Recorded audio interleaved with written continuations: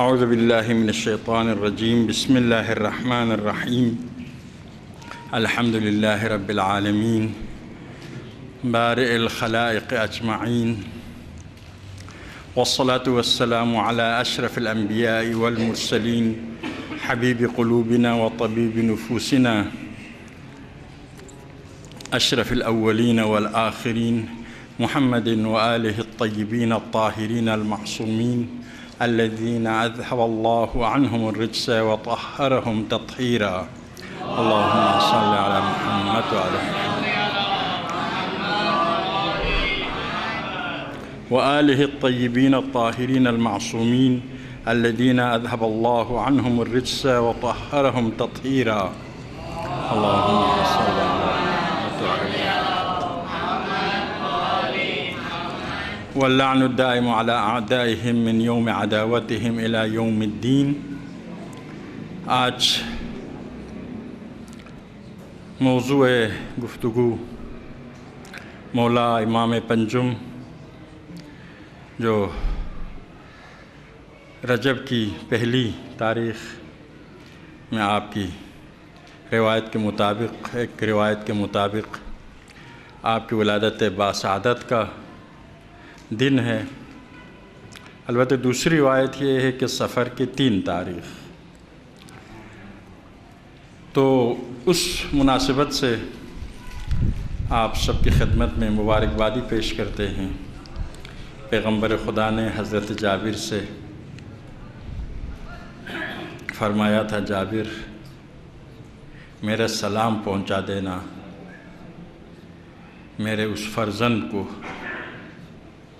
جس کا لقب باقر العلوم ہے۔ روایت میں ہے جب جناب جابر نابینا تھے، امام چاروں کی خدمت میں بیٹھے ہوئے تھے، تو امام پنجم آئے تو آپ نے فرمایا اپنے چاچا کے ہاتھ کو بوسہ دو، گئے بوسہ دینے کے لیے۔ تو جابر نے پوچھا کون ہے، نابینا تھے، جب بتایا تو ان کو سینے سے لگایا، انتہائی محبت اور عزت اور احترام کا اظہار کیا، اور یہی روایت اور حدیث نبوی کا ارشاد فرمایا۔ یہ حدیث شیعہ سنی دونوں کی کتابوں میں کثرت کے ساتھ موجود ہے۔ یہ عام طور پر مشہور ہے، روایات میں زیارتوں میں ہے کہ اہل بیت آپ نہ ہوتے یا آسمان و زمین خلق نہ ہوتا،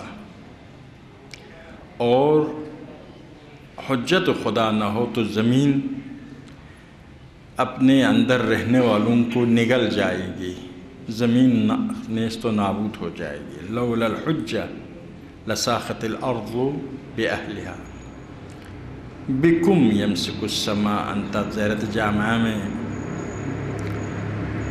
امام دہوم سے یہ زیارت منقول فرماتے ہیں، بکم یمسک السماء، بکم یمسک السماء ان تقع علی الارض۔ اہل بیت آپ کی وجہ سے، آپ کے سبب سے خدا زمین پر آسمان کو نہیں گراتا، یعنی اس سسٹم کو خراب نہیں کرتا، سسٹم برقرار ہے آپ کی وجہ سے۔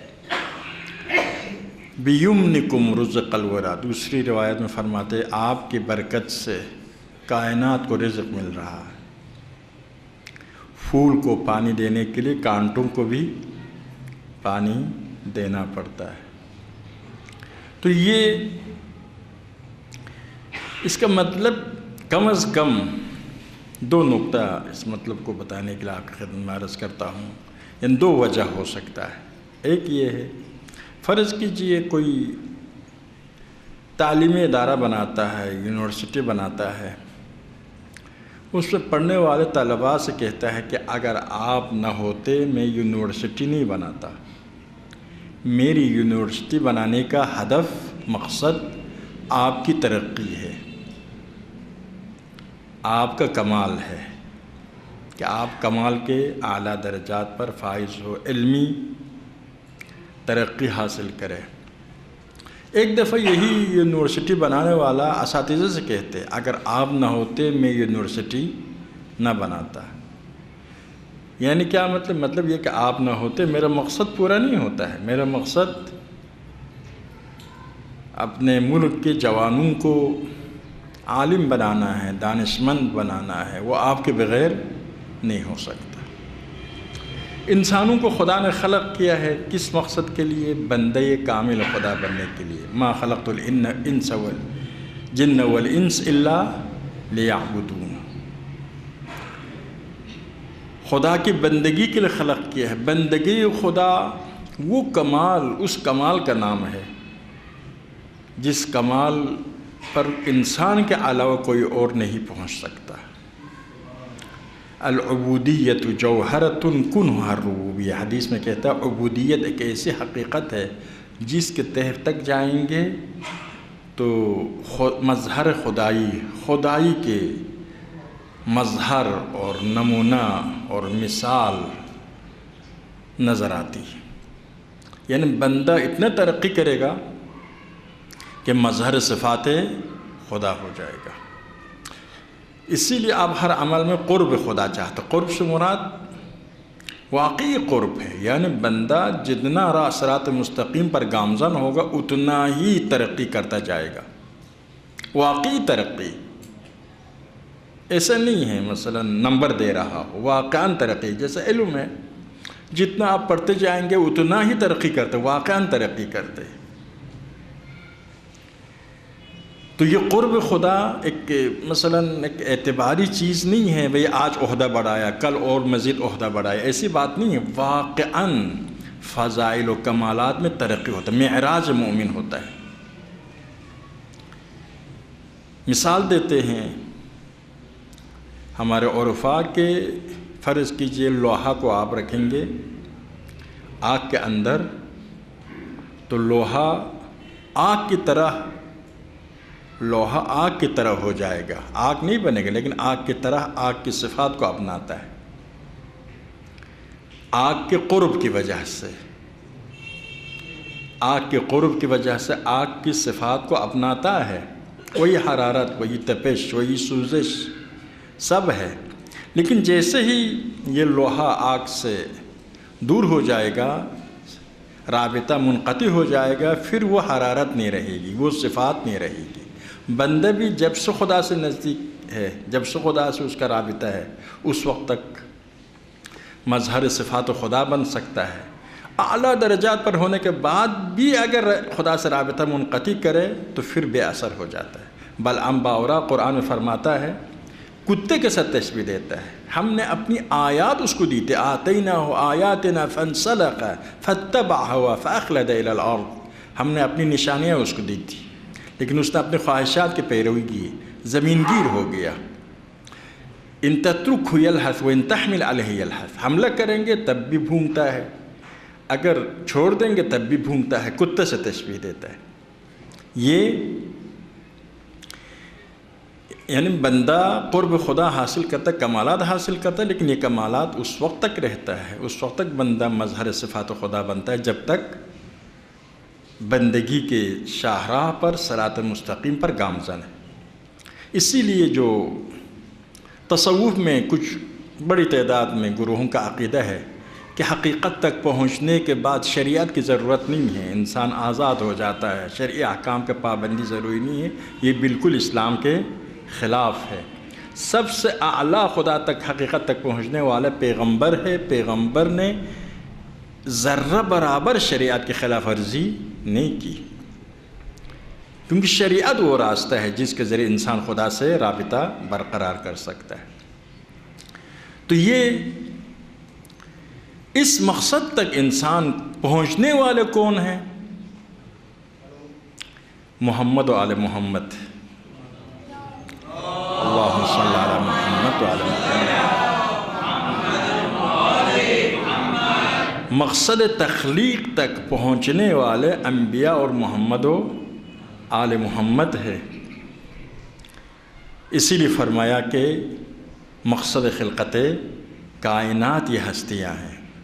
کیوں؟ اس لیے کہ مظہر صفات خدا بن گئے، ید اللہ بن گئے، وجہ اللہ بن گئے، عین اللہ بن گئے، جنب اللہ بن گئے، یعنی اتنے قرب خدائی، قرب خدا حاصل کی کہ مظہر صفات خدا ہو گئے۔ راستہ سب کے لیے کھلا ہے، لیکن پہنچنے والے پیغمبر کے پاس جتنے لوگ تھے کن کے بارے میں فرمایا؟ علی کے بارے میں فرمایا، کسی اور کے بارے میں نہیں فرمایا۔ راستہ کھلا ہے لیکن پہنچنے والے انبیاء اور ائمہ ہیں۔ تو مقصد تخلیق تک پہنچنے والے یہ، پس عرض کیا یونیورسٹی کی مثال میں کہ میں نے آپ کے لیے خلق کیا ہے، اس عالم کو خلق کے انسان کے لیے، انسان کو خلق کے اس مقصد کے لیے۔ اس مقصد تک پہنچنے والے کون ہیں؟ محمد و آل محمد۔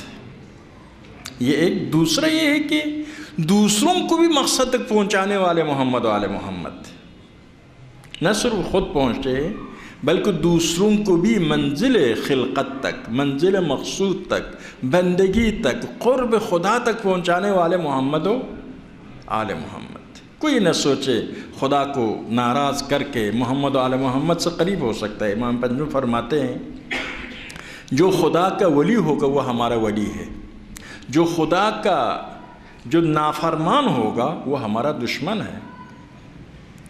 وہ آئے ہیں ہمیں خدا تک پہنچانے کے لیے، مطیع خدا، بندہ خدا، مخلص خدا، محب خدا، عاشق خدا بنانے کے لیے، نہیں کہ ہم کو خدا سے جدا کرنے کے لیے، نافرمان بنانے کے لیے آئے ہیں، انسان بنانے کے لیے، حیوان بنانے کے لیے نہیں آئے۔ حیوان پہلے سے ہم تھے، خدا نے ہمیں خلق کیا تھا اسی طرح سے، لیکن حکم یہ ہے اس حیوانیت سے سفر کرنا ہے انسانیت تک۔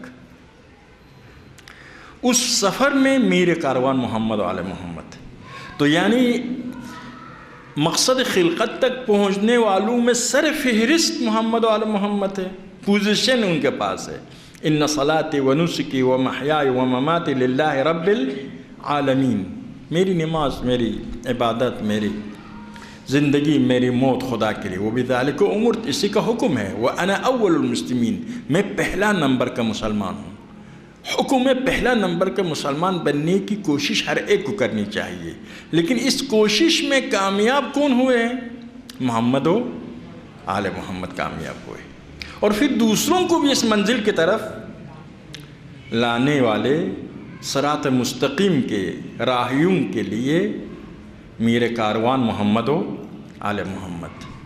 اسی لیے اگر وہ خلق نہ ہوتے تو کائنات کو خلق، کائنات انسان کے لیے، انسان عبودیت کے لیے، عبودیت تک پہنچنے والے اور پہنچانے والے محمد و آل محمد۔ یہ اب کس طریقے سے؟ ایک یہ ہے کہ علمی طریقے سے، علمی طریقے سے ابھی مجھے بھی بتایا گیا ہے کہ ظاہر امام کس طرح سے تبلیغ کرتے تھے۔ ایک پیغمبر و ائمہ اطہار انسانوں کو مقصد خلقت تک پہنچاتے علمی لحاظ۔ انسان کے علمی مخلوق ہے، اس کے اصلاح میں علم کا بڑا دخل ہوتا ہے۔ انسان اپنی ذات سے محبت کرتا ہے، اپنی ذات سے محبت کا تقاضا یہ ہے کہ جو چیز اپنے لیے فائدہ ہو اس کو اپنائے، جو چیز نقصان دہ ہو اس کو چھوڑ دے۔ یہی ہے، یعنی ہم ذات سے محبت کرتے ہیں، لیکن ذات سے محبت جب کرتے کس طرح سے اپنے ذات کے لیے فائدہ کمائے، اپنے ذات کو خطرات سے دور کرے، تو اس کے لیے روشنی کی ضرورت ہے، لائٹ کی ضرورت ہے۔ وہ لائٹ عقل ہے، وہ لائٹ شریعت ہے۔ شریعت روشنی دیتی ہے کہ یہ آپ کے مفاد میں ہے۔ دیکھیے عقل کافر کے پاس ہے، مومن کے پاس بھی ہے، تو دنیاوی مفادات کو ہم سب سمجھتے ہیں، کافر بھی مومن بھی، اسی لیے یہ میرے فائدے میں اپناتے، پیسہ فائدہ میں، حکومت فائدہ میں، جو بھی فائدہ ہو اس کو اپناتے، اس میں اختلاف نہیں ہے۔ پھر آخرت کے حوالے سے کافر و مومن کے درمیان فرق پیدا ہوتا ہے۔ ایک چراغ مومن کے پاس ہے، وہ چراغ آپ کو بتاتا ہے آپ کی زندگی دنیا تک محدود نہیں ہے، آپ مرنے کے لیے خلق نہیں ہوئے ہیں، آپ ابد تک زندہ رہنے والے موجود ہیں۔ یہ کام کریں گے تو آپ کی دنیا کے مفاد ہے، یہ کام کریں گے آپ کے آخرت کے مفاد۔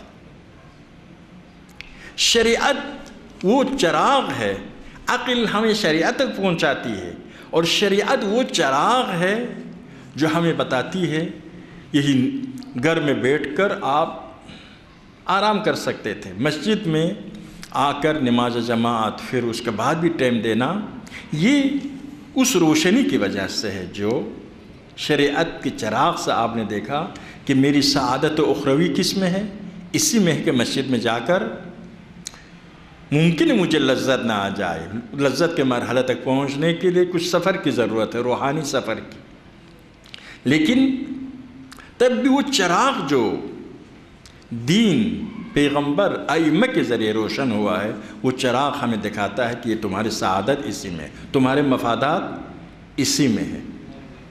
بس اوقات شہادت کے عاشق ہو جاتا ہے، کیونکہ اس چراغ میں ہمیں بتایا شہادت سے ختم نہیں ہوتا ہے، فوق کل بر بر حتی یقتل فی سبیل اللہ، ہر نیکی سے بڑھ کر کوئی نیکی ہو سکتی ہے، خدا کے راہ میں شہادت سے بڑھ کر کوئی نیکی نہیں۔ کتنے عاشق شہادت ہو جاتے ہیں، یہی اس چراغ کے ذریعے دیکھ رہے ہیں، اس عالم کو جس عالم تک بشر کے عقل کے رسائی نہیں ہے، لیکن شریعت، دین، پیغمبر، قرآن، انبیاء بتا سکتے ہیں۔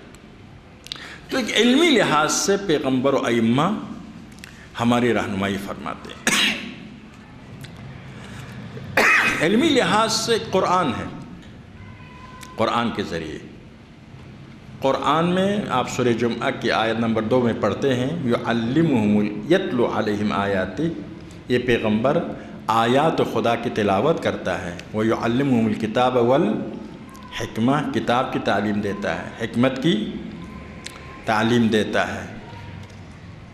تو یتلو آیات کی تلاوت، پہلا پیغمبر خدا آیات پہنچاتا ہے لوگوں تک، اس آیات کی ظاہری ترجمہ سے بھی بہت کچھ ہم حاصل کر سکتے ہیں۔ آپ خود دیکھتے ہیں قرآن میں ترجمہ پڑھیے، بہت کچھ ہدایات حاصل کر سکتے ہیں، لیکن قرآن ظاہر ہے اسی ترجمہ تک اکتفا نہیں کر سکتے ہیں، اسی لیے خود قرآن کا وہ یعلمہم، پیغمبر تلاوت آیات کے بعد تعلیم قرآن بھی دیتا ہے، تعلیم قرآن دیتے ہیں۔ جیسے مصعب بن عمیر 25 سال کے جوان تھا، صرف قرآن سیکھا تھا پیغمبر کے پاس، وہ بھی اتنا قرآن جتنا مکے میں نازل ہوا تھا۔ آپ نے اس جوان کو مدینہ بھیجا سن 11 ہجری میں، 11 بعثت کے سن 11 میں، ہجرت سے 2 سال پہلا۔ اس کو حکم تھا صرف قرآن پڑھے، آیات کی تلاوت کرے۔ اسی قرآن نے مدینہ کے مشرکین کو تیار کیا اسلام قبول کرنے کے لیے۔ تو قرآن کے یہی ظاہری معنی انسان کی ہدایت کے لیے بہت کچھ سرمایہ کا حامل ہے۔ مدینہ فتحت المدینہ بالقرآن، تاریخ میں مدینہ فتح ہوا قرآن کے ذریعے، وہ بھی قرآن کی تفسیر نہیں کرتے، صرف تلاوت۔ اب پیغمبر کی ذمہ داری کیا ہے؟ تلاوت کے علاوہ تفسیر بھی کرے، یعلمہم الکتاب، کتاب کی تعلیم دے۔ دوسرے آیت میں فرماتے ہیں اِنَّا أَنزَلْنَا إِلَيْكَ الذِّكْرَ لِتُبَيِّنَ لِلنَّاسِ مَا نُزِّلَ إِلَيْهِمْ، ہم نے آپ پر قرآن نازل کیا تاکہ آپ تشریح کریں، بیان کریں، واضح کریں لوگوں کے لیے کیا کچھ ان پر نازل ہوا ہے۔ تو یہ علمی کام ہے، یعلمہم الکتاب اور والحکمہ، نہ صرف کتاب، حکمت کی بھی تعلیم دیتا ہے، معرفت دین کی بھی ضرورت ہے اور شعور اور بصیرت کی بھی ضرورت ہے۔ حکمت کی تعلیم، حکمت عقل کو کہتے ہیں۔ حکمہ یہ لگام جو جانور کے منہ میں ڈالتے ہیں، منہ میں لگاتے ہیں تاکہ اس پر کنٹرول کر سکے، خطرات میں کو چھلنگ نہ لگائے، اپنے سوار کو لے کر کود نہ جائے خطرات میں، اس کو لگام کو، افسار کو کیا کہتے ہیں؟ حکمت۔ عقل کو بھی، عقل کا معنی بھی یہی ہے، عقل باندھنے کی جو رسی ہے، اون باندھنے کی جو رسی، اس کو عقل کہتے ہیں۔ یعنی عقل بھی انسان کو کنٹرول کرتی ہے، اسی وجہ سے یعنی انسان کو خطرات میں جانے سے یہ عقل روکتی ہے۔ حکمت بھی اسی معنی میں۔ یعلمہم الکتاب والحکمہ، پیغمبر خدا تعلیم دیتا ہے، قرآن کی بھی اور حکمت کی بھی تعلیم دیتا ہے۔ وہ تمام علوم جو لوگوں کے مفاد میں، لوگوں کے عقل اور شعور اور معرفت بڑھنے کے باعث ہوتا ہے، سنت کی شکل میں بیان فرماتا ہے۔ اور خود قرآن نے بھی حکم دیا ما آتاکم الرسول فخذوہ وما نہاکم عنہ فانتہوا، جو قرآن جو پیغمبر دیتا ہے اس کو لے لو، جس سے پیغمبر روکتا ہے اس سے رک جاؤ۔ تو یہ تعلیم دینا یہ پہلا کام ہے، دین کی معرفت اور شعور۔ یہ ظاہر پیغمبر یہ تعلیم دیتا خدا کی طرف سے، لوگوں میں صلاحیت کی ضرورت ہے۔ بارش برستی ہے آسمان سے، لیکن برتن کا ڈھکن کھلا ہوا ہو تو اس میں پانی جائے گا، ورنہ نہیں جائے گا۔ اہلیت کی ضرورت ہے، شائستگی کی ضرورت ہے، طلب کی ضرورت ہے۔ ابو لہب آپ کے چچا تھا، آپ نے کوشش بھی کی، لیکن اس میں اس باران رحمت الہی سے فیض لینے کی صلاحیت نہیں تھی اور نہیں لیا۔ تو عرض یہ کر رہا تھا کہ کتاب و حکمت یہ پہلا کام، اس کے ذریعے پیغمبر ائمہ سب انسانوں کی تربیت فرماتے، کیونکہ انسان پر سب سے زیادہ اثر علم کا ہوتا ہے۔ امام محمد باقر آپ جانتے ہیں کہ اللہم صلی علی محمد وعلی محمد،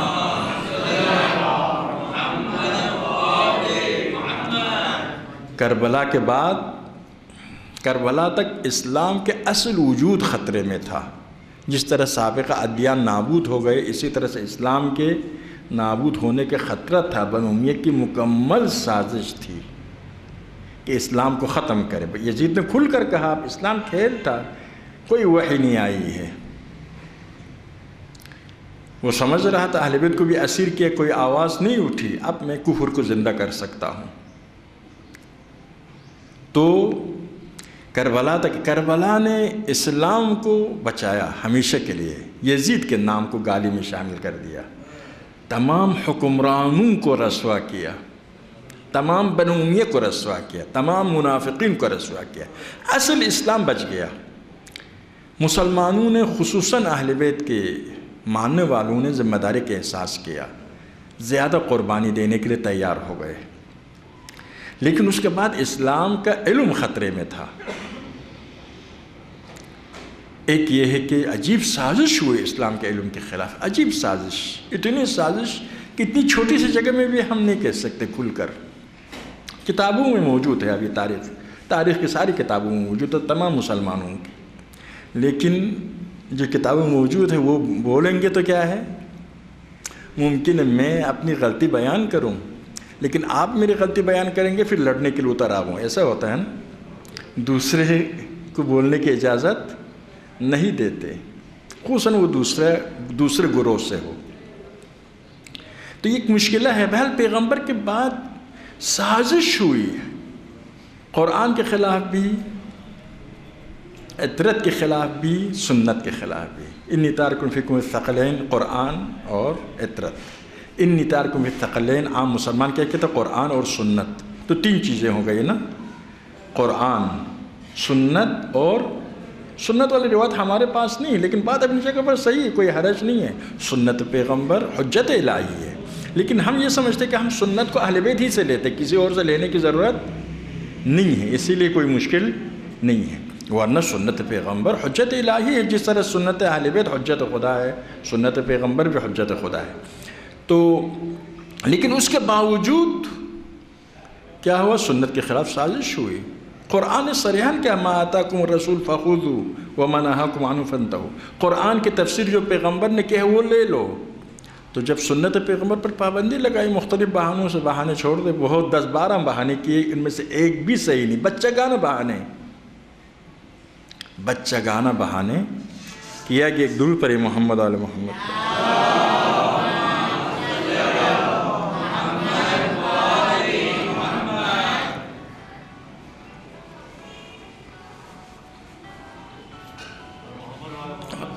آپ درود پڑھتے رہیں۔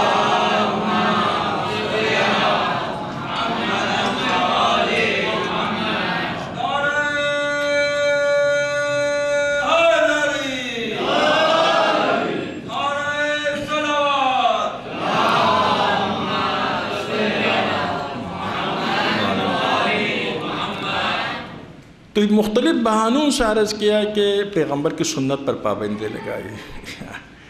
جانشین پیغمبر اس لیے ہوتا ہے کہ دین کی حفاظت کرے، علمی لحاظ سے بھی حفاظت کرے، عملی لحاظ سے بھی حفاظت کرے، امت کی تربیت کرے۔ لیکن خود جو جانشینی کے مدعی وہ سب سے پہلے سنت پیغمبر پر حملہ کرے، اس کو آگ لگائے، بتانے والوں پر پابندی لگائے۔ اب کیا کہہ سکتے ہیں؟ اب تک بھی کچھ نہیں کہہ سکتے۔ اس حد تک ہمیشہ البتہ یہ بات ہے۔ تو عرض یہ کر رہا تھا کہ اس وجہ سے ظاہر ہے قرآن سمجھ میں نہیں آ سکتا سنت کے بغیر۔ آپ نماز کیسے سمجھ سکتے ہیں سنت کے بغیر؟ قرآن میں صرف کہا نماز پڑھو کہا ہے نا، باقی نماز کی نیت سے لے کر سلام تک تفصیلات سارے کے سارے سنت میں ہیں۔ تو یہ مسئلہ پیش آیا، تو سنت پر پابندی کرنے سے قرآن کی تفسیر جو پیغمبر نے بیان کی تھی وہ بھی ختم، اہل بیت کے فضائل جو پیغمبر نے بیان کی تھی وہ بھی ختم، اہل بیت کے فضائل جو قرآن میں ہیں اور سنت نے اس کی نشاندہی کی تھی وہ بھی ختم، اور اسلام کے باقی معارف جو سنت کی شکل میں بیان ہوا تھا وہ بھی ختم۔ یہ بڑا خطرہ تھا، اور اس وجہ سے مسلمان بڑے جاہل ہو گئے تھے۔ بالکل ابھی دیکھو اتنی سنت سب کچھ موجود ہے، لاکھوں کے تعداد میں کتاب ہوتے ہوئے مسلمان کتنے اسلام سے بے خبر ہے۔ اب اوپر سے سازش ہو کہ مسلمان باخبر نہ ہو جائے تو کتنے جاہل تھے۔ اور زمانے میں بھی وسائل بھی نہیں، نہ کتابیں چھپتی تھی، نہ کتابیں تھے، نہ کوئی پڑھنے والے شاذ نادر لوگوں کے علاوہ نہیں ہوتے تھے۔ تو اسی لیے زبردست بے خبری کے مرحلہ تھا۔ حکومت نے اہل بیت کے مقابل میں ایک علمی دروازہ کھولنے کی یقیناً کوشش کی۔ کہا کہ عدالت صحابہ کا نظریہ معروف نظریہ ہے ہمارے عالم اسلام والوں کے پاس، صحابہ عادل، شیعہ اہل بیت کو معصوم مانتے، اس کے مقابل میں عدالت صحابہ، لیکن وہ عدالت صحابہ کہتے حقیقت میں صحابہ کو معصوم مانتے۔ شیعہ پر اعتراض کرتے آپ لوگ پیغمبر کے علاوہ کتنے مانتے ہیں اور 13 آدمیوں کو معصوم مانتے ہیں، لیکن عالم اسلام والے دیکھیے کہ صحابہ کو عادل مانتے ہیں، لیکن اگر آپ ایک صحابہ پر اعتراض کریں تو آپ کو جان سے مار دیں گے۔ اس کا مطلب یہ کہ آپ معصوم سمجھتے ہیں، ورنہ عادل اس کو کہتے جو غلطی کر سکتے ہیں، گناہ کر سکتے ہیں۔ ایک اعتراض کرنے والوں کو جان سے مارنے کا مطلب یہ ہے کہ آپ ان کو کیا سمجھتے ہیں؟ معصوم سمجھتے ہیں، اگرچہ کہتے نہیں ہیں۔ تو یہ نظریہ بنو امیہ نے پیش کیا۔ عالم اسلام کے کچھ بڑے محققین نے کتابیں بھی لکھی ہیں، ان میں سے بعض اہل بیت کے درگاہ میں بھی آئے ہیں۔ مصر کیا نام اردن کے احمد یعقوب ہے، عدالت صحابہ پر کتاب لکھی۔ یہ اتنے کمزور نظریہ ہے جس کی حد نہیں ہے۔ عالم اسلام والوں کے مستند ترین کتابوں سے یہ نظریہ ٹوٹ جاتا ہے، یعنی زیادہ کام کی بھی ضرورت نہیں، ہلکا کام سے ثابت ہوتا ہے عدالت صحابہ والا نظریہ صحیح نہیں ہے، لیکن کوئی کہہ نہیں سکتا ہے۔ تو عرض یہ کر رہا تھا، یہ پیش کیا اہل بیت کے مقابل میں، اور اس کے بعد تابعین کا مرحلہ آیا۔ تابعین تو مسجد صحابہ کم از کم پیغمبر کی کم از کم ایک دفعہ زیارت کی ہے، تو ایک شخصیت کے ایک اثر ہوتا ہے نا۔ اگر ایک آدمی منافق نہ ہو تو ایک عظیم شخصیت کا اثر ہو جاتا ہے، لیکن تابعین نے تو پیغمبر کی بھی زیارت نہیں کی ہے، وہ دوسرے سرچشمہ بن گئے دین کا۔ تو ظاہر جہالت عالم اسلام میں عام ہو گئی، بہت وسیع پیمانہ پر۔ امام پنجم اس زمانے میں رہتے تھے، اس سخت زمانے میں۔ اب جاہلوں کو کیا سمجھائے؟ جاہلانہ باتیں زیادہ سمجھ سکتے، عالمانہ باتیں سمجھنے کی صلاحیت اس کے پاس کمتر ہوتی ہے۔ وہاں فیض کاشانی بہت بڑے محدث اور بہت بڑے عالم عارف گزرے ہیں۔ وہ اپنے گاؤں گئے، گاؤں کے جو ملا تھا وہ ڈر گیا، بھئی یہ آ گیا ہے، لوگ مجھ کو چھوڑ کر اس کے طرف جائیں گے۔ تو کہا کہ جھگڑا ہوا دونوں کے درمیان، کہا کہ ہم دیکھتے ہم دونوں میں کس کا علم زیادہ ہے۔ ایک دن رکھا تاکہ لوگ دیکھیں، تو اس گاؤں کے ملا نے کہا فیض کاشانی سے کہ آپ سانپ لکھے۔ اب فارسی لفظ تھا، اردو میں اس کا ترجمہ سانپ، تو فیض نے لکھ دیا سانپ۔ تو خود نے کیا کیا، ایک سانپ کی تصویر بنائی. پھر لوگوں سے پوچھا بھائی سانپ کوئی کون سا ہے ان دونوں میں سے؟ ظاہر سارے جاہل لوگ تھے، اس کی تصدیق کی. آپ نے جو تصویر بنائی وہ سانپ ہے، اس نے جو لکھا ہے کوئی سانپ نہیں ہے. جاہلوں کو سمجھانا کوئی آسان نہیں ہے. تو یہ ماحول ہوتا ہے، عجیب و غریب حالات ہوتا ہے. شیطانوں کے کام ہمیشہ ایسے ہے، لوگوں کو جاہل رکھو سوار ہو سکتے ہیں. انبیاء کا کام ایسا ہے کہ لوگوں کو عالم بناؤ. ائمہ کا کام یہ لوگوں کو عالم بناؤ تاکہ وہ حق و باطل کے درمیان تمیز کرا سکے، فرق کرا سکے. جہالت ہمیشہ اہل باطل کے مفاد میں ہوتا ہے. تو عرض یہ کر رہا تھا کہ حالت ایسے تھی. تو ائمہ اطہار اس دور میں ہزاروں کی تعداد میں طلاب کی تربیت کرنا اور آسان بھی نہیں تھا. اہل بیت کے پاس آنا بھی مشکل، خطرات سے خالی بھی نہیں ہے، اور آج کل کی طرح تنخواہیں وغیرہ بھی نہیں ہوتی تھی. تو اس کے باوجود ہزاروں کی تربیت کرنا، چاہے شیعہ سے تعلق رکھتا ہو چاہے تشیع سے تعلق نہیں رکھتا ہو، ان کی تربیت کرنا، ان کو علم دینا، ان کو سکھانا، اور ان کی غلطیوں کی ابو حنیفہ سے گفتگو ہوتی ہے، ان کی غلطی کی نشاندہی کرتے ہیں.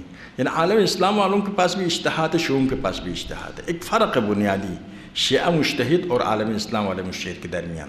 عالم اسلام والے مجتہد کیا ہوتا ہے، وہ ایسے احکام شرع بیان کرتا ہے جو قرآن و سنت دونوں میں نہیں ہے.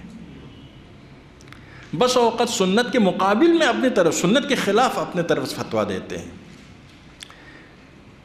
ایک کتاب ہے النص والاجتہاد اور فصول المحمہ، 2 کتابیں. 110 مقام گنا ہے کسی بزرگ خلیفہ کے بارے میں کہ پیغمبر کی صریح حدیث ہوتے ہوئے اس کے خلاف فتویٰ دیا ہے. پیغمبر کی صریح حدیث کے مقابل میں.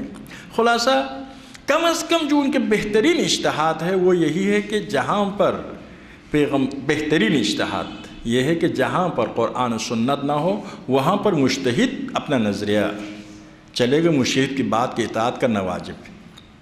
لیکن شیعہ اجتہاد کیا ہے؟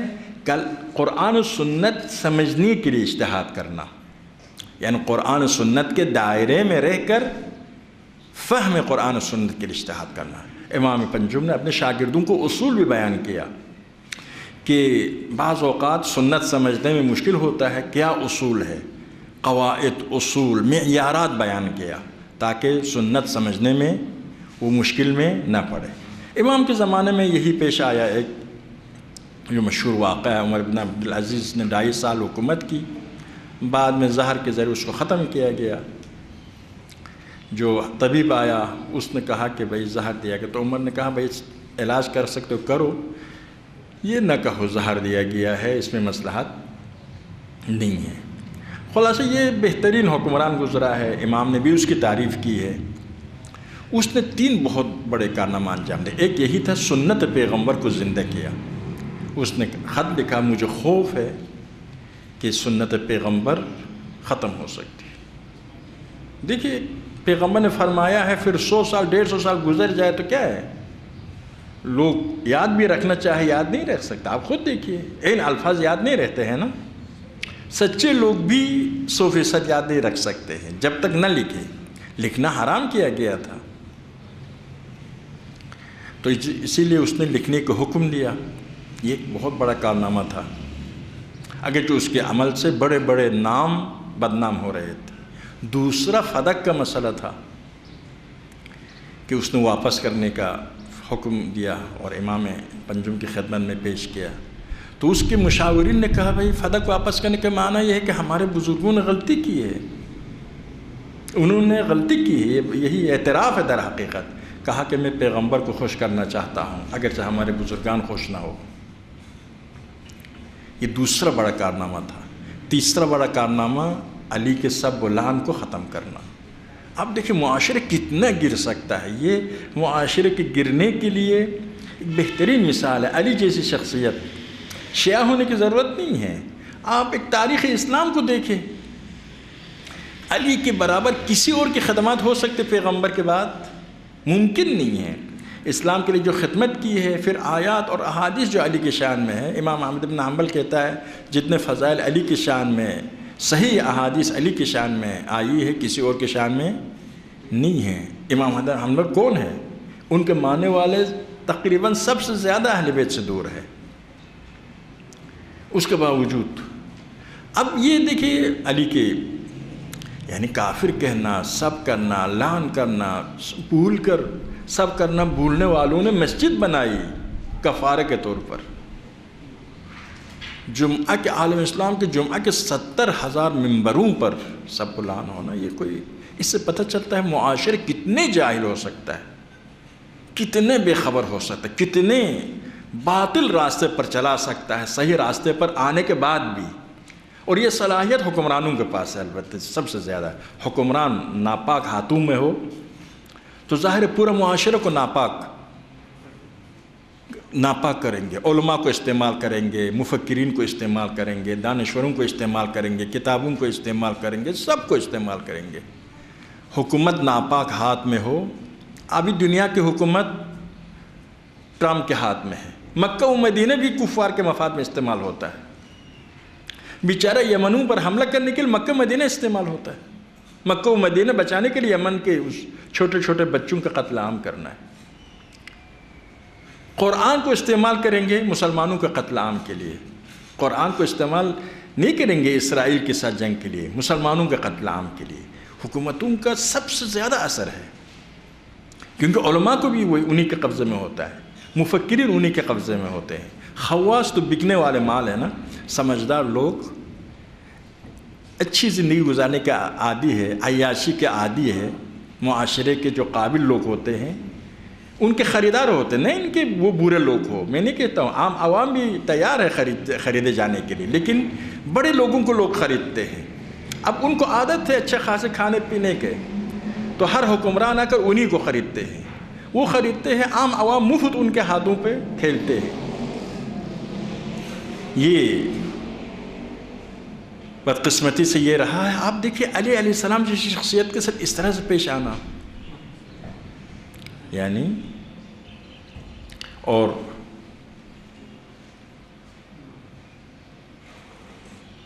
یعنی تو عمر بن عبدالعزیز خود کہتا ہے کیا وجہ تھا، ابھی وہ زیادہ وقت لے گا، کیوں متوجہ ہوا اس بات کی طرف، ورنہ وہ بھی ایک اتفاق سے استاد کے کہنے سے اتفاق سے متوجہ ہوا کہ ہم غلط کر رہے ہیں، علی اچھا آدمی ہے، ورنہ اس کو بھی پتہ نہیں تھا۔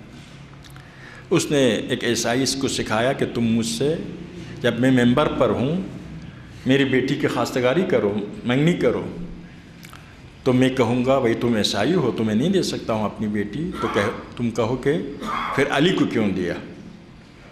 یہی ہوا، جیسے ممبر پر تھا خطبہ دے رہا تھا، وہ اٹھا کہا کہ میں آپ کی بیٹی کی خواستگاری کرتا ہوں۔ تو اس نے کہا تم عیسائی ہو، میں عیسائی کو اپنی بیٹی نہیں دے سکتا ہوں۔ تو کہا پھر تمہارے پیغمبر نے علی کو کیوں دیا؟ علی کو تو یہ لوگ نعوذ باللہ کافر کہتے تھے۔ تو عمر بن عبدالعزیز نے علماء سے کہا، بنو امیہ کے بزرگان جو بیٹھے تھے، کہا کہ آپ جواب دیں۔ ظاہر کسی کے پاس جواب نہیں تھا، بات شہرت کے مطابق۔ عبداللہ سبا کی داستان کیا ہے؟ ایک داستان ہے، افسانہ ہی افسانہ ہے، ثابت شدہ ہے، لیکن اتنا پھیلایا ہے کہ سارے بیوقوف اس کو مانتے ہیں۔ عبداللہ سبا شیعوں کے اصل کہاں سے عبداللہ ہے؟ سبا ہے، یہودی سے، بالکل ایک افسانہ۔ لوگ اہل تحقیق نہیں ہوتے ہیں نا، اہل دلیل، میڈیا کیا نام ہے، پروپیگنڈا جس کا قوی ہو وہی اسی کے بعد عام لوگ مان لیتے ہیں۔ خصوصاً اپنے خلاف کوئی بولے تو تحقیق کرے گا، 100 دلیل لائے گا، نہیں تمہاری بات غلط ہے، میں ایسا نہیں ہوں۔ لیکن دشمن کے خلاف کچھ بولے تو کمزور ترین بات کو بھی ماننے کے لیے تیار ہوتا ہے۔ عجیب انسان کی یہ کمزوری ہے نا، آپ کے مخالف کے خلاف کوئی بھی بات سنیں گے آپ کہتے ہو سکتا ہے ایسا ہو، یہ بدقسمتی۔ تو اس حوالے سے تو اس نے ان سے کہا، وہ ظاہر جواب نہیں دے سکتے تھے، تو اس نے پورا عالم اسلام میں حکم دیا کہ علی پر سب کو لعن کرنا بند کیا جائے۔ اس کی جگہ پر کوئی ذکر خدا کا فی الحال میرے ذہن میں نہیں ہے، کوئی ذکر خدا کا پیغام دیا کہ ذکر خدا کرو اور علی کا کے خلاف سب کو لعن نہ کرو۔ یہ 3 بڑے کارنامے عرض کی یہ حالات تھے اس حد تک، یعنی جس طرح سابقہ ادیان کو نابودی کی طرف لے گئے، اسلام کو بھی علی جیسی شخصیت کے بارے میں یہ ہو جائے تو باقی کو ختم کرنا کوئی مشکل نہیں تھا، یہ کربلا کی قربانی تھی کہ ان کے نام کو گالی میں تبدیل کر دیا۔ اور پھر امام پنجم، امام چارم کے زمانے سے شروع ہوا درسگاہ اہل بیت کی بنیاد، کیونکہ اسلام خطرے سے بچ گیا۔ اب اسلام کی معرفت بڑھانے کی ضرورت تھی، اور کام اتنا آسان نہیں تھا، کوئی طالب علم جرأت نہیں کرتے تھے اہل بیت کے۔ امام چارم فرماتے ہیں مدینے میں 3 آدمی یا 5 آدمی سے زیادہ نہیں ہمارے چاہنے والے، اس حد تک تنہا ہو گئے تھے۔ تو امام نے 500 کے قریب شاگردان کی تربیت کی، 462 شاگرد کی آپ نے تربیت کی، بڑے بڑے عالم اسلام کے علماء۔ ایک کام علماء کے غلطیوں کی نشاندہی کرتے تھے عالم اسلام کی، کوئی یہ قیاس کو تم صحیح سمجھتے ہو غلط ہو، شریعت کو قیاس سے ثابت نہیں کر سکتے، شریعت میں قیاس لائے تو دین نابود ہو جائے گا۔ اذا قیس الدین محق الدین، دین میں قیاس لائیں گے دین مٹ جائے گا۔ یہ اس کے ساتھ شبیہ ہے، مثلا یہ آدمی اس آدمی کے شبیہ ہے، یہ چور ہے پھر یہ بھی چور ہے، یہ قیاس ہوتا ہے، اس کے ذریعے ثابت نہیں کر سکتے، یہ کوئی معیار نہیں ثابت کرنے کا۔ دین کو آپ احکام دین کو اس طریقے سے ثابت کریں گے۔ دوسرا استحسان ہے، جو مجتہد کو اچھا لگے وہی حکم شرع بن جائے۔ فتح ذرائع سر خلاصہ کچھ ایسا راستہ بنایا تھا عالم اسلام۔ تو امام نے ان کی غلطیوں کی نشاندہی بھی فرمایا کہ یہ جو معیارات تم نے بنایا ہے فتویٰ دینے کے لیے صحیح معیارات نہیں ہیں۔ اپنے ماننے والے اصحاب کو، شاگردوں کو کس طرح سے کلام ائمہ سمجھنا ہے، اس کے طریق، اس کا راستہ، قرآن سمجھنے کا۔ امام یہاں تک فرماتے ہیں اپنے شاگردوں سے کہ کوئی بھی مسئلہ تم نے مجھ سے پوچھا اور میں نے جواب دیا تو پوچھو قرآن کی کس آیت سے میں نے یہ کہا، قرآن کے کس آیت سے میں نے کہا، یعنی کل مسائل شرعی کو میں قرآن سے ثابت کروں گا، یعنی میں اپنے طرف سے نہیں کہوں گا۔ شاگردوں کو درس دیتے ہیں کہ بلا دلیل قبول نہ کرو۔ یہ اور عرض کیا یہ سنت پیغمبر، سنت اہل بیت، یہ دوسرا ذریعہ انسانوں کو عالم بنانے کے لیے، دین شناس بنانے کے لیے۔ اور آپ خود دیکھتے کہ اس سلسلے میں امام کی کوششیں اور امام کے جو عمر بن عبدالعزیز کے ساتھ اچھے روابط تھے، یہ بھی شاید مؤثر رہا ہے۔ امام نے دیکھی اسی زمانے میں دوسرے خلیفہ کا مسئلہ تھا کہ روم کے بادشاہ کے ساتھ اس کا جھگڑا ہو گیا، تو روم کے بادشاہ نے دھمکی دی آپ کے ملک میں ہمارا سکہ چلتا ہے تو ہم اپنے سکے کے اوپر تمہارے پیغمبر کی گستاخی والے الفاظ لکھیں گے۔ سکہ تو ہمارا چلتا ہے، ابھی جیسے ڈالر چلتا ہے، ڈالر والا تو چلو کم از کم کیا ہے خدا کا نام لیتے ہیں۔ اس نے کہا کہ ہم آپ کے پیغمبر کے توہین آمیز جملہ لکھی۔ پریشان ہو گیا خلیفہ اموی، اب مان لے تو ہمیشہ اس کے ہر بات ماننی پڑتی، اگر نہ مانے تو یہ بھی مشکلہ ہے۔ خلیفہ نیک ہونے کی وجہ سے نہیں ہے۔ اب مسلمان اعتراض کریں گے نا تم مسلمانوں کے خلیفہ ہو اور ایسا پیسہ ملک میں چلا رہے ہو جو حیران ہو، تو کیا کرے کوئی سمجھ میں نہیں آیا۔ تو امام نے پیغام بھیجا اس کو، یا خود نے بھی کسی نے مشورہ دیا امام کی خدمت میں پیغام بھیجا، یا امام نے پیغام بھیجا اور اس کو نقشے بنا کر بھیجا کہ اس نقشے کے مطابق اسلامی سکہ چھاپ کرو۔ یعنی دشمن صحیح لیکن اسلام کے مفادات میں دشمن کی بھی مدد کرنا ہے جب اسلام کے فائدہ ہوتا ہے۔ آپ دیکھیں مولا امیر المؤمنین نے اپنے زمانے کے خلیفوں کو بچانے کے مشورے دیا، کہا کہ تم نہ جاؤ، اگر گئے اور مارے گئے مسلمانوں کو نقصان ہوگا، مسلمانوں کو نقصان۔ اسلام کے اعلیٰ اہداف کے لیے اپنے دشمن، اپنے مخالف کو بھی بچاتے ہیں۔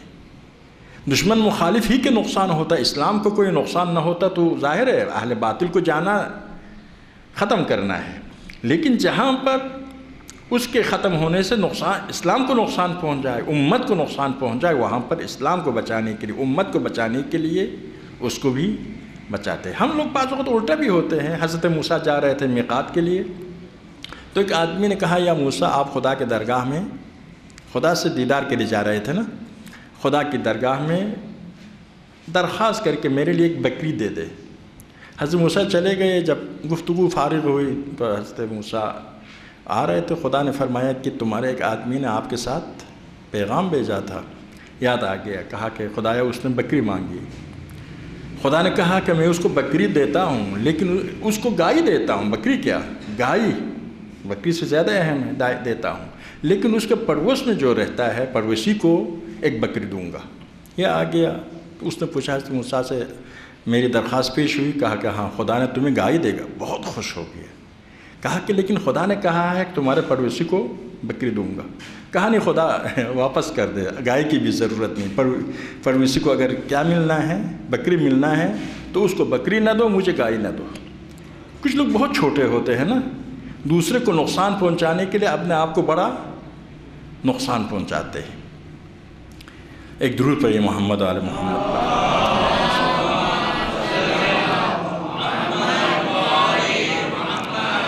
تو یہ علمی جو تربیت ہے، تبلیغ دین ہے، پہلا پورے دین کی معرفت قرآن و سنت کی شکل میں، پھر غلطیوں کی نشاندہی، بدعتوں کے ساتھ مقابلہ کرنا دین کا ایک اہم مقصد ہے۔ بدعتوں کو اگر رہنے دیا تو کیا ہے، دین کی پوری تصویر بدل جائے گی۔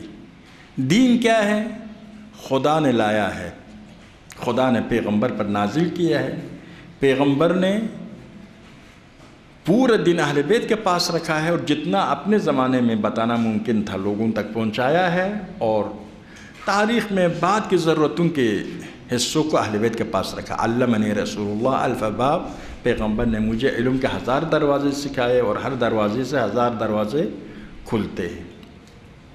تو یہ ہے، اب اسی لیے کوئی بھی چیز دین کی طرف نسبت دینا چاہے، مستند طریقے سے قرآن و سنت معصومین سے ثابت ہونا پڑے گا۔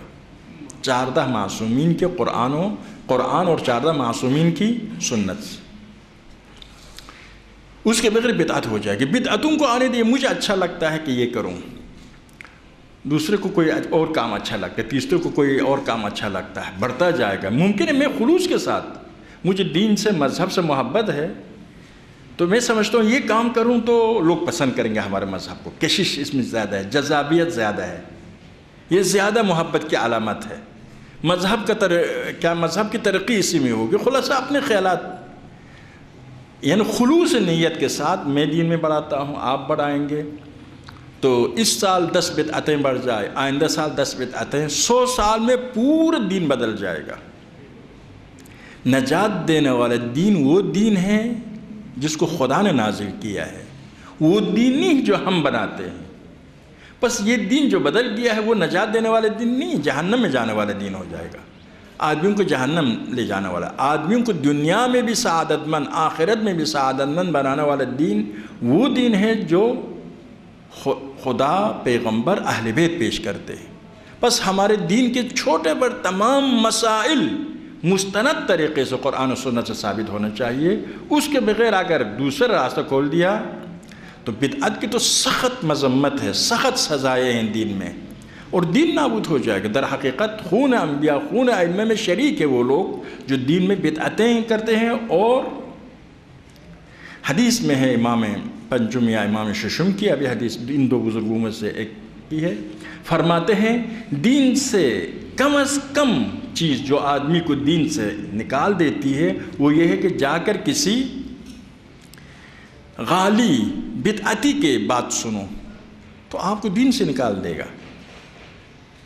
یہ اہم چیز ہے۔ تو امام کی ایک اہم ذمہ داری، نبی کی ایک اہم ذمہ داری یہ ہے کہ دین میں کسی قسم کی تبدیلی کی اجازت نہیں دینا ہے، کم و زیادہ کرنے کی اجازت نہیں دینا ہے، کم بھی قرآن و سنت کے ذریعے، زیادہ بھی ہے۔ اب قرآن و سنت ظاہر ہے سمجھنے کے جو ماہرین ہیں کون ہیں، مجتہدین ہیں، کلیئر ہے ہمارا حساب کتاب۔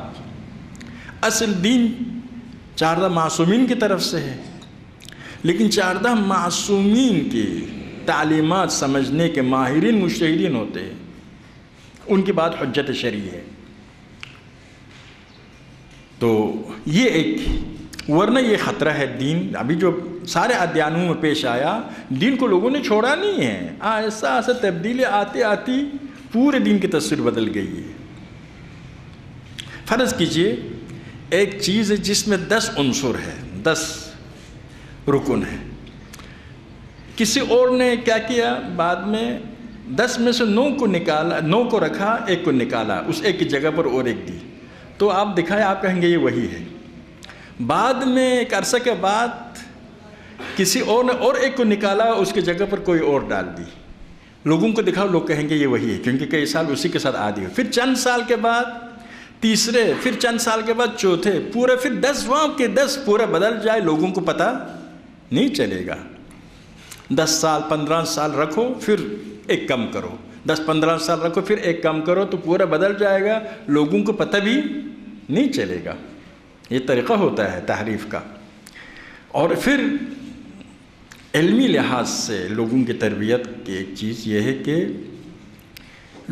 دشمنان دین اعتراضات کرتے ہیں دین پر، لوگوں کو شک میں ڈالتے ہیں۔ ائمہ اطہار، پیغمبر خدا اور ائمہ اطہار ان اعتراضات کو، خود قرآن نے بہت سے اعتراضات کا جواب دیا، پھر پیغمبر خدا، پھر ائمہ اطہار ان اعتراضات کا جواب دیتے تھے۔ اعتراضات کا جواب نہ دے سکے تو ظاہر لوگ شک میں پڑ جائیں گے، شک میں پڑے تو پھر دین پر باقی نہیں رہ سکتے۔ تو اس طریقے سے، اور ان سب کے علاوہ خود ائمہ اطہار اسوہ حسنت ہے تربیت میں، نمونہ عمل تھے تربیت میں، کیونکہ بات کرے اس پر عمل نہ کرے اس کو کوئی اثر نہیں ہوگا۔ ایک درود پڑھی میں، اللہم صلی علی محمد وعلی محمد۔ وقت زیادہ آیا آپ کے بہرحال اتوار کے دن آرام کے لیے ہے، لیکن یہ آپ کی ایمان اور تقوی کی علامت ہے۔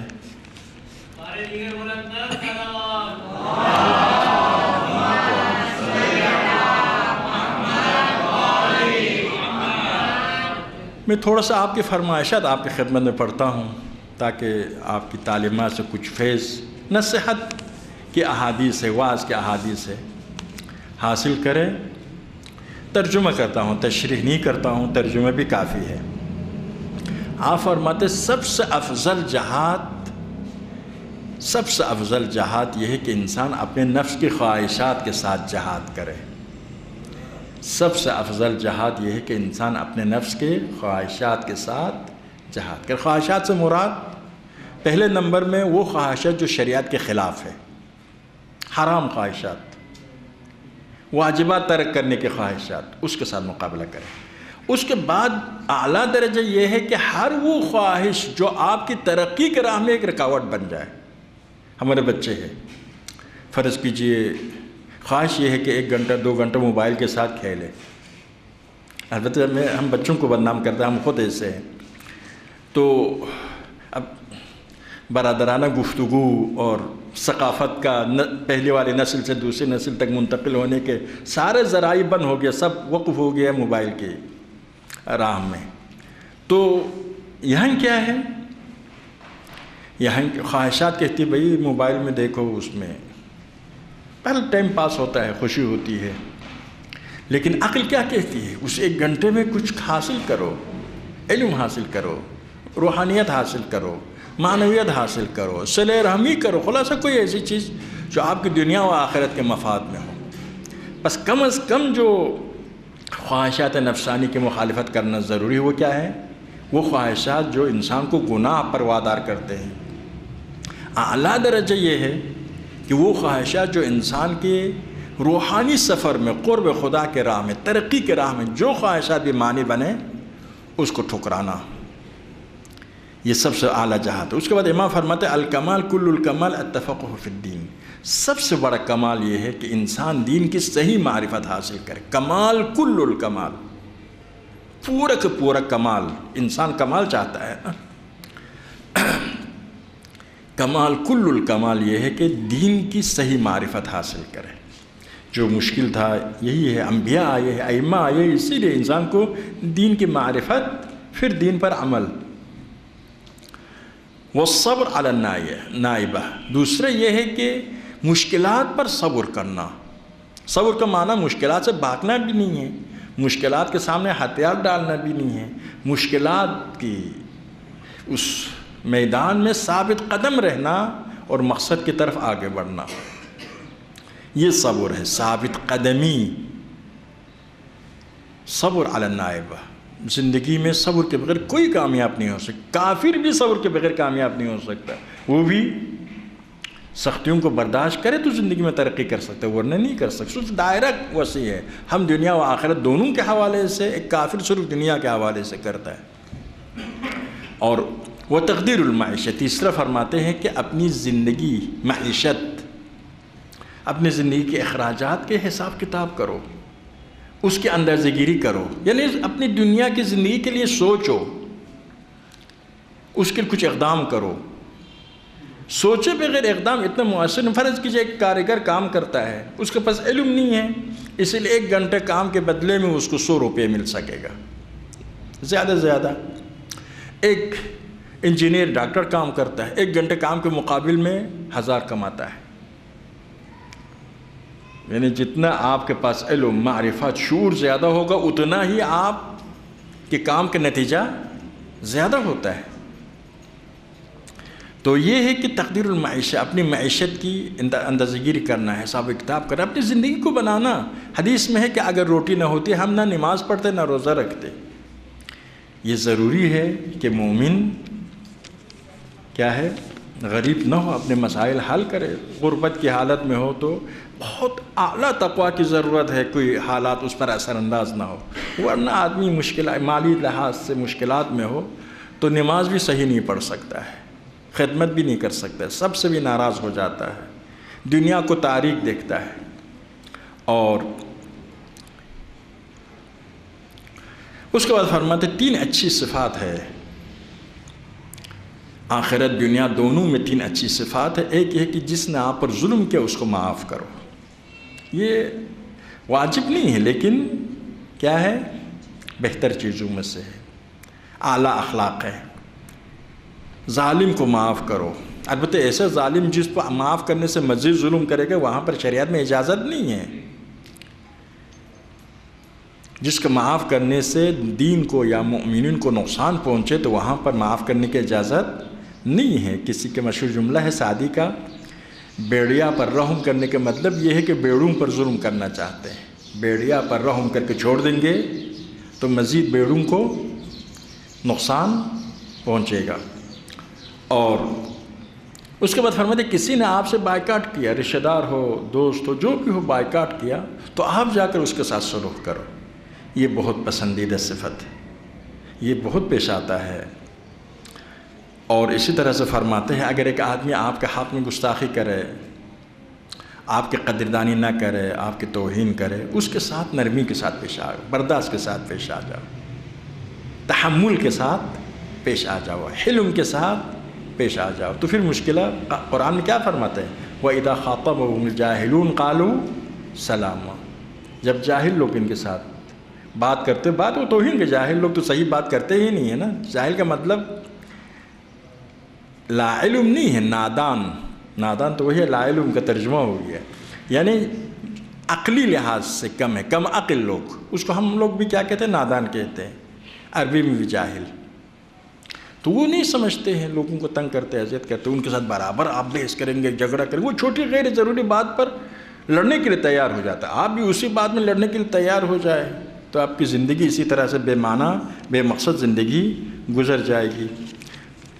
بحق محمد علی محمد، خدا یا بحق انبیاء و مرسلین،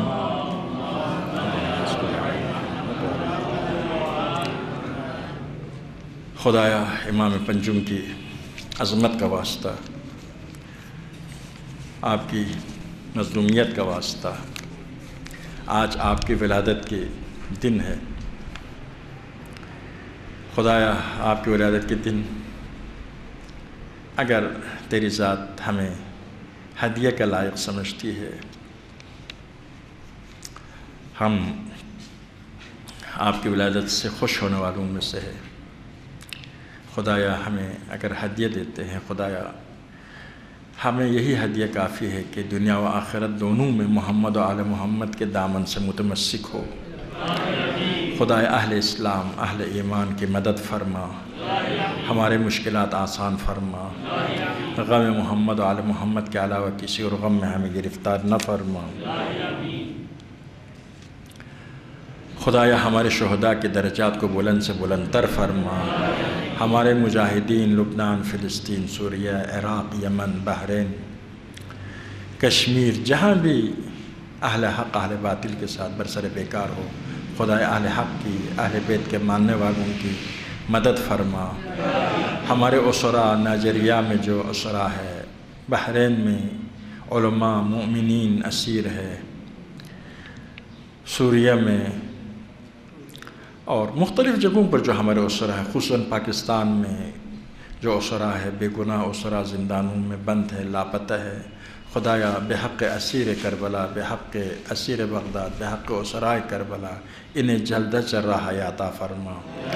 آخر میں تمام حاضرین کے مرحومین بالاخص شہداء اور خصوصاً دو بزرگواروں کا نام یہاں آیا ہے، سید محمد حسین عابدی ابن سید امتیاز حسین، سید امیر حسین ابن سید کاظم حسین کے لیے سورہ فاتحہ۔